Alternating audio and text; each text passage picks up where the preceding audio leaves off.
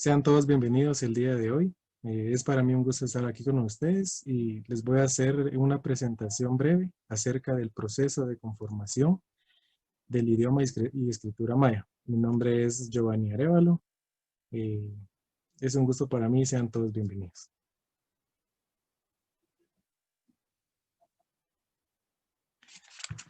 Vamos a empezar hablando sobre el proceso de conformación de los idiomas mayas en el área de Mesoamérica.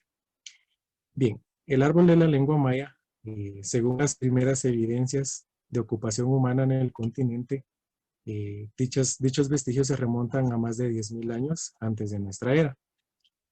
Los lingüistas y estudiosos basados en los métodos glotocronológicos, que es una medición en el cambio del vocabulario de una lengua a través del tiempo, proponen que todas las lenguas mayas actuales se derivaron a través de un largo proceso histórico y cultural de una lengua en común, ahora extinta en estos tiempos, que ha sido denominada como protomaya. Esta lengua ya tenía una personalidad propia y que de la misma forma estaba consolidada hacia el año 2500 a.C. Inició en esta etapa un proceso de diferenciación interno que dio como resultado 31 lenguas que conocemos actualmente como mayas. De estas 31 lenguas que se derivaron de esta rama, hay actualmente dos que son consideradas como lenguas muertas, que son el idioma chico-muzelteco y el choltí. En este sentido, tenemos que también interiorizarnos y contextualizar lo que ocurría en Mesoamérica para ese periodo. Recordemos que el espacio geográfico ocupado en su mayor expansión cubría un territorio de casi 500.000 kilómetros cuadrados, abarcando los actuales estados de México, de Yucatán, Campeche, Quintana Roo, Tabasco y Chiapas, la totalidad de Belice, en el caso de Centroamérica, gran parte de Guatemala y el occidente de Honduras y El Salvador. Para hacer una descripción importante y puntual de este proceso, vamos a hablar de 3 zonas geográficas en el área de Mesoamérica que son importantes porque de esta manera se entiende el proceso de diferenciación y de distribución de los idiomas mayas actuales.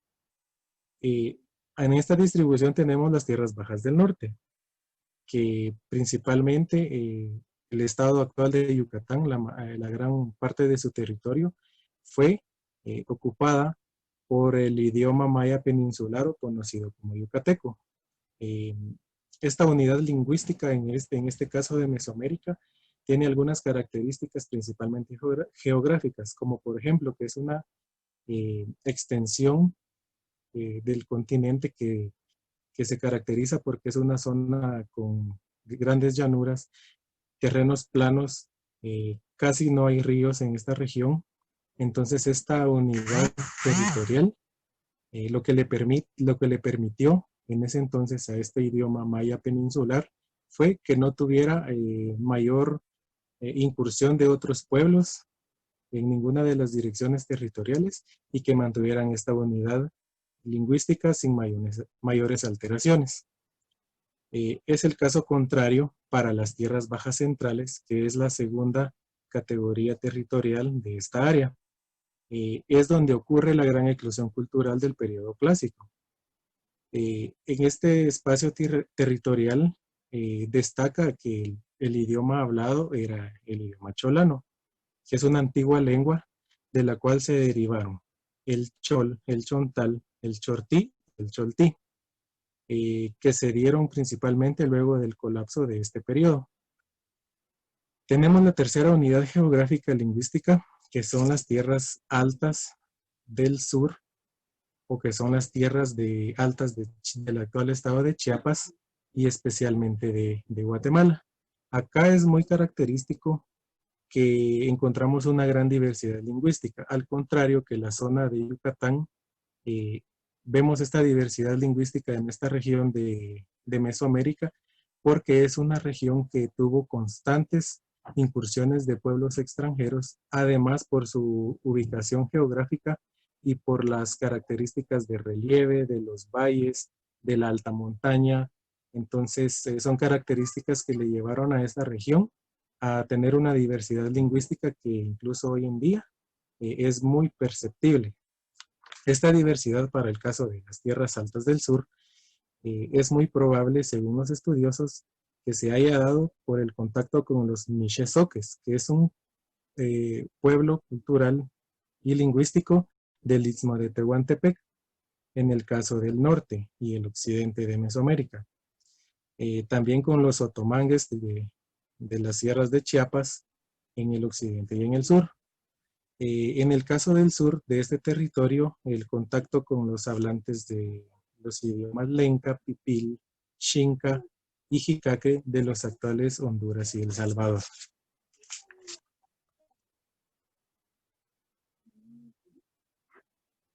En el caso de la escritura, como ya se ha dicho antes, dio inicio durante la parte final del periodo preclásico, entre el año 100 después de Cristo, 100 después de Cristo, perdón, y tuvo su apogeo durante el periodo clásico, es decir, de los años 250 al 900 después de Cristo. Los epigrafistas y los lingüistas han hecho importantes estudios. Lo más importante que se puede resaltar para esta parte de la escritura es de que antiguamente, cuando se iniciaron los procesos de traducción y transcripción de los jeroglíficos, se había entendido que la cultura maya principalmente se basaba en cuanto, y se podía comparar, por ejemplo, con los jeroglíficos egipcios, y se entendía de que era nada más un lenguaje ideográfico.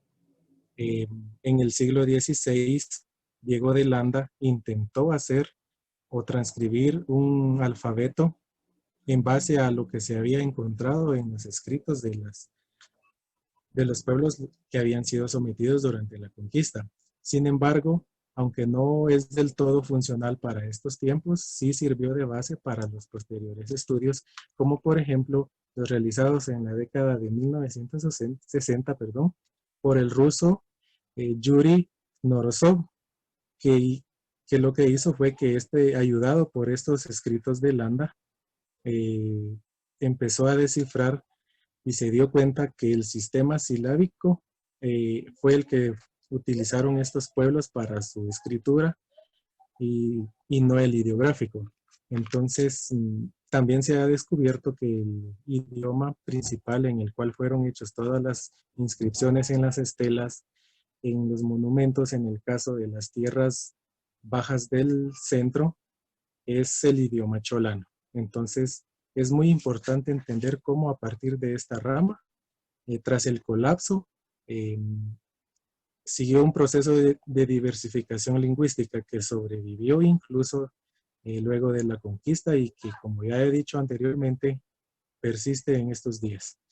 Entonces, muchísimas gracias. Es un pequeño resumen sobre lo que es este proceso lingüístico y espero que haya sido de su completo agrado. Muchísimas gracias.